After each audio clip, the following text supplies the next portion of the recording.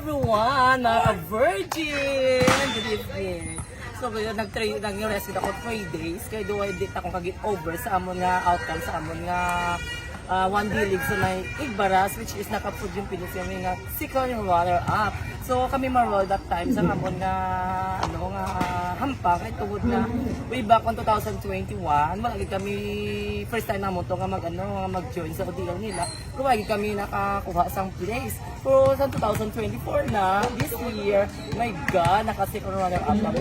So amazing. So at least we come back stronger, di ba? So kung nakita nyo, dito naman kami sa lugar kung diin na always kami nag-play. So may mga volleyball players diyan nga nagkadto para nga mag-play sa amon. This is our last play for 2024. So kinahanglan namin unamon diyan hampang kaga at least do makonsider bala namon nga do we live na sa 2024 ka welcome for 2025. So for 2025 naman ang SCBS na